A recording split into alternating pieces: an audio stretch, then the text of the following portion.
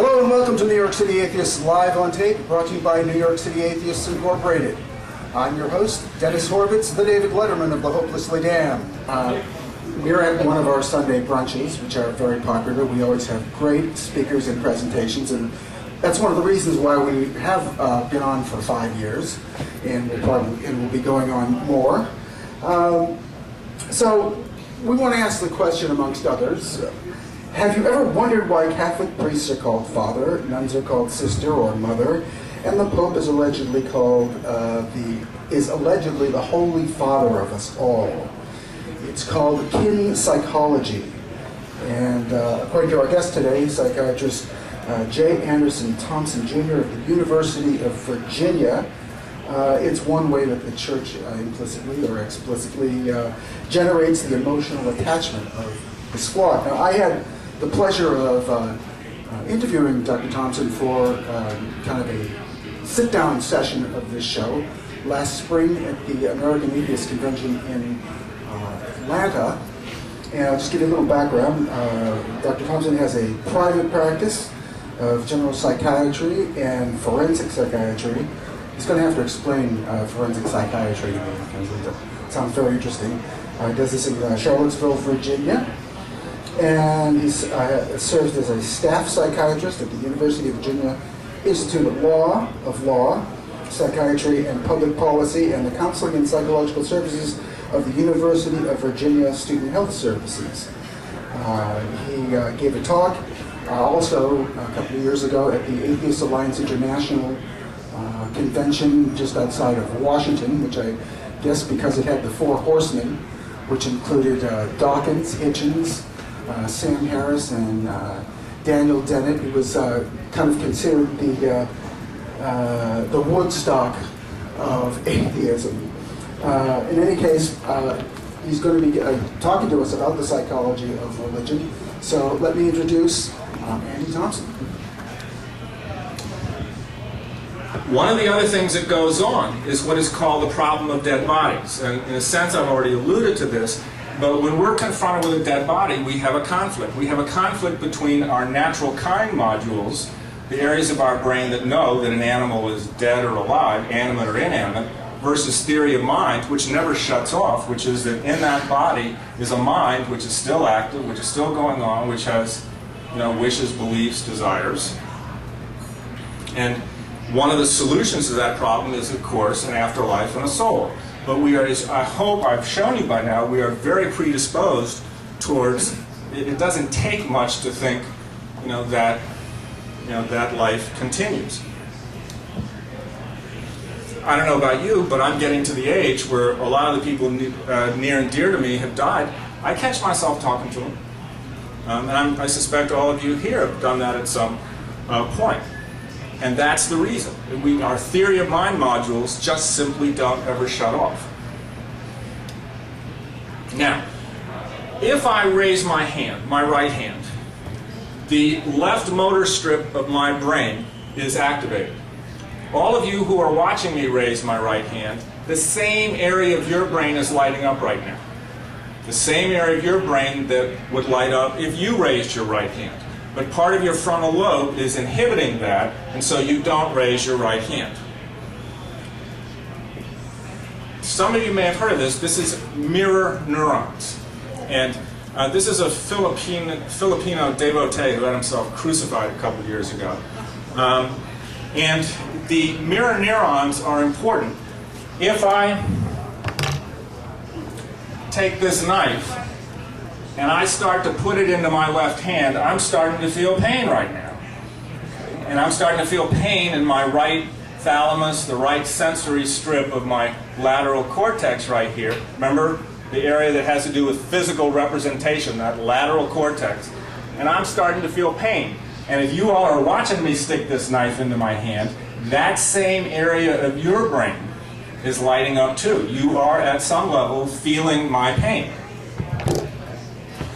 This is crucial because what it tells us is that we literally empathize at a neurophysiologic level with other individuals.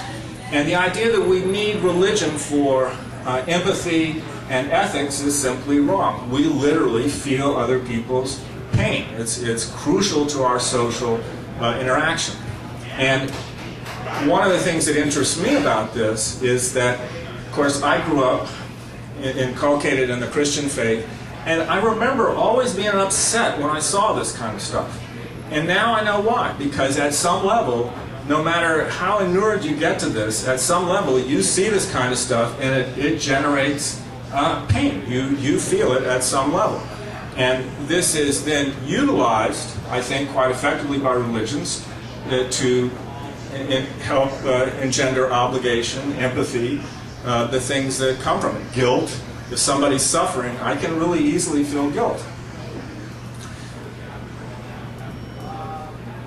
When you look at this man, what do you feel? I don't know about you, but to me, he's a kindly older brother. And what this illustrates is how a phenomenon that was first described by Sigmund Freud is utilized in religion, and this is the phenomenon of transference, that we base present relationships on past relationships, that we learn the grammar of relatedness in our early relationships and we bring them into our present relationships. If you saw the movie Memento, remember the guy has to learn about relationships each new time. And you can see how religions hijack capacity for transference. If the Pope is the Holy Father, I'm going to relate to him at some level like my own father. Just to give you some idea of some of the other mechanisms that are involved, childhood credulity. Natural selection designed childhood brains to soak up the culture of their surrounding, the social culture of their surrounding. Deference to authority. All of us are much more deferential to authority than any of us would like to believe. How many of you here are familiar with the Stanley Milgram experiments? If you're not, look them up. He showed that he's the one that had people give electric shocks to individuals under order. And people would give what they even knew were lethal shocks to subjects. Obviously they weren't actually lethal shocks, but it was an extraordinary experiment. Again, but being deferential to authority had survival value in the harsh, dangerous environments we evolved in. Romantic love. This may be one reason why people are so furious when you start attacking their religion or criticizing it, because you're attacking a romantically loved phenomenon. And you remember Mother Teresa's letters that came out. She talked about how she fell in love with Jesus and married Jesus. If you've seen the movie The Painted Veil, the Diane Rigg character has a wonderful soliloquy in there about how she became a nun and fell in love with Jesus. These are, again, some of the other mechanisms. We will favor kin over strangers. Me against my brother and me against my cousin, my brother and me and my cousin against everybody else. We have these mechanisms to identify and favor kin. You can see how religions hijack that. The Pope is the Holy Father, the priests are brothers, the nuns are sisters, we're all God's children. We subtly are pulled in by kin psychology. The recruitment of suicide terrorists is very heavily based on your brother Muslims are suffering. And these band of brothers commit these horrendous suicide terrorist attacks. Reciprocal altruism. We have dedicated modules in our head for what we owe and who we owe. Think about prayer. It's reciprocity. I pray to God, I get something. Ritual behavior, moral feelings. I want to spend just a moment on the moral issue, because religions claim without religion we wouldn't have any morality. Simply not true. We have very sophisticated mechanisms that guide our moral feelings. And our moral feelings are triggered in 5 different domains. And if you go through these domains, you can quickly see how religion gets onto them. Harm, care, suffering. Reciprocity and fairness. Authority. We live in worlds that are complex, socially hierarchical. And all of our moral emotions, guilt and shame, can get triggered in any of these domains. You can see how religions play on them. Community and coalitions, in-group, out-group. And religions have historically been very good at identifying the in-group and stigmatizing the out-group. Purity, originally from our disgust reaction at probably putrefying meat. that disgust reaction to protect ourselves from toxins and poisons is displaced onto social interactions and can engage our moral emotions. And what religion does is hijack these moral emotions, and it helps deal with social cooperative programs. It alters the terms of cooperation. Instead of my doing something for you for something in exchange from you, I'll do something for you in exchange for something, but also for punishment or reward in heaven. It changes the reward dynamics and allows groups to police without actual police. I think this is one of the most useful definitions of morality versus religious morality. I don't know who the author is, but he should be commended. That morality is doing what is right, regardless of what we are told, whereas religious dogma is doing what we are told, regardless of whether it is right. Last one is this. And this is true of all religions, and it is what is called hard to fake, costly, honest signals of commitment. Now, if I were to tell you I'm going to do something for you, why should you believe me? And you're more likely to believe me if I do a hard to fake, honest signal of commitment. Crucial to all social relations, and you can see how religions grab onto this.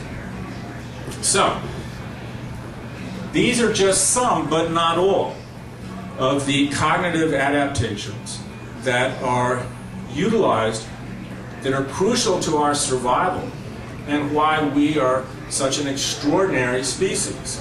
But I hope I've shown you how these cognitive adaptations can come together and create religious belief, make us vulnerable to accepting those beliefs and spreading those beliefs. I want to end on a historical note that I think is important. In 1918, William Jennings Bryan began what Dudley Malone called his duel to the death with evolution. Only it was not evolution that would die. And Bryan's duel to the death culminated in the Scopes trial in the summer of 1925 in Dayton, Tennessee. And he was opposed by Clarence Darrow. And Clarence Darrow called Bryan in the middle of the trial. He called Bryan to the witness stand as a hostile witness. And it is considered by many one of the great cross-exams of a hostile witness ever. It utterly dismantled Bryan. 5 days after the trial, he died. The greatest speech in the trial actually was by neither man. All say that the main speech of the trial was Dudley Malone's academic freedom speech. Dudley Malone was a well-known international divorce lawyer from New York who worked with Darrow at the trial. And he gave the speech that said, teach science and religion. There's no incompatibility between religion and science. They're compatible. It's called the academic freedom speech.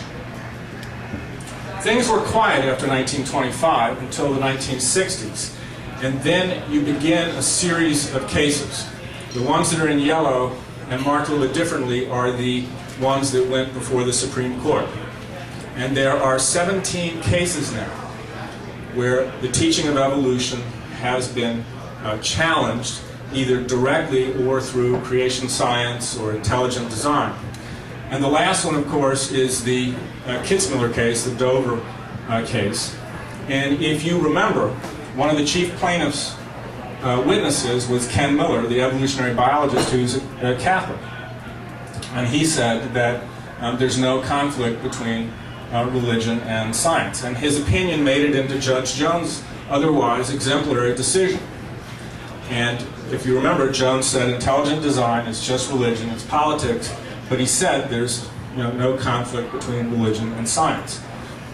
I think most of you in this room, however, would probably agree with me that there is a fundamental conflict between religion and science. And if I have done my work today right, then I have shown you that science, and particularly cognitive neuroscience, is helping us understand why human brains and human minds generate religious beliefs. And it's not going to be long before a Jane Scopes or another John Scopes teaches the cognitive neuroscience of religion in a high school psychology class. It's on the horizon. This material is out there, it's accessible, there are authors who are making it even more accessible, so I don't think it's long before a John Scopes or a Jane Scopes teaches it in a public high school. And you know as well as I do that when they do, the religious right is going to respond, and there's going to be litigation. All those 17 cases, including the ones before the Supreme Court, have sided on the side of science. So you know, again, there's going to be litigation, and it's going to go to the courts, and it'll probably go all the way to the Supreme Court, would be my prediction. And if this is any guide, I think you all probably share my opinion, which is, bring it on. Thank you very much. Thank you. Thank you very much.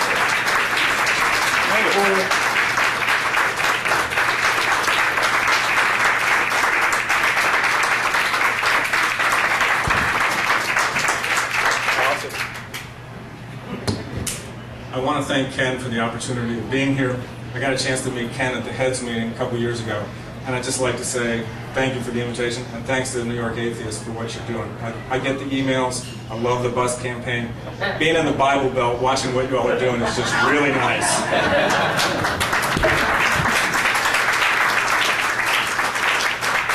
I think this is a classic example of why we've lasted 5 years and why the program keeps going on. I thank you very much. I'd like to open this to kind of a Q&A, but I have this. In view of everything you've said, can you give some kind of concise answer to the question, why do people hate atheists?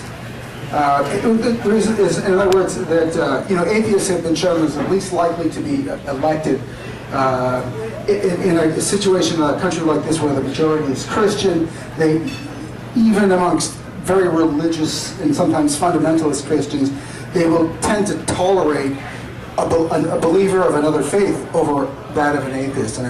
Because I know that when I interviewed you last spring in Atlanta, I mentioned that it's kind of ironic that the very emotional mechanism that causes people to deny evolution is in fact a result of evolution. And I'm just wondering if in that context you could explain why you think people react so negatively to atheism and atheists. I think at least two things are operative. One, you are attacking their attachment figures. You're attacking their family. Because their attachment, if they're religious, their attachment bonds are involved. And so you're attacking at some level their family. And I think, as I showed you, romantic love is also involved. So you are, you're attacking those that they love dearly and are attached to.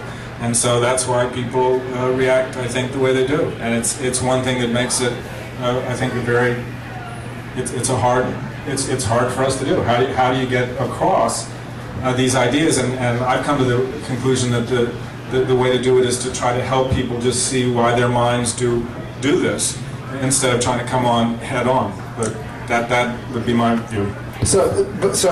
But there seems, in other words, if you're a Buddhist or a Hindu or somebody, a Muslim in context of another majority religion, certainly in the United States, it doesn't seem to have that kind of. I guess there's a certain competitiveness amongst religionists, but if you say you're with a group of Christians and you say you're a Hindu, they may disagree with you, they may try to save you, but for some reason it doesn't seem to have that kind of emotional impact as if you say you're an atheist. Well, if you walk into a room of Christians and you say you're a Hindu, you're basically also saying, look, I'm a believer too. I pay homage to supernatural deities and I'm one of you. Right. And when you walk into a room and you say, an atheist, you're basically saying, no, unfortunately, I'm not joking. I mean, I think at a psychological level, that's right. So, what we're up against. In other words, if I'm a believer, I'm sorry if this is going to be broadcast. I didn't mean to say that. Don't worry about it. It's cable. That'll be edited out. It's cable. Don't worry about it. But I think that so basically a Christian would know that a Hindu has a mother too, so therefore wouldn't be so. Well, that I think you're saying to the person, if I'm a Hindu or a Muslim or a Buddhist, that I accept supernatural beliefs. I'm one of you. Right. You're still saying I'm part of your tribe. I'm part of your in-group. I'm part of your group. A very basic mechanism. Yeah. The question was why is it easy for us to accept that Superman is not real, but we will accept the fiction of religion as being real? Well, I think probably children think Superman is more real than Jesus when they're young, and I think as you grow older, you're in culture. That's where culture kicks in, and so you're told that Jesus is real, and all the authority figures in your life may go along with that. So I think that's where cultural influence comes in to the template of vulnerability to supernatural belief. So we could form a new religion conditioning children to believe. Potentially, yes. Sure. Why not? Yes. But it has to. Superman would have to suffer for you. He would have to. I mean, it would probably take a few more tweaks on Superman's powers. I think. I don't know. It's a good. The question is: are there observed religious behaviors that we don't yet understand? Yes, I think this is incomplete. But I didn't even go into, there's really exciting stuff coming out of Pascal Boyer's people on the psychology of ritual. So I think more and more we're covering the gamut of what we would call religious behaviors and starting to come to some understanding at a cognitive. The question is, whether there a difference in the brains of believers and non-believers?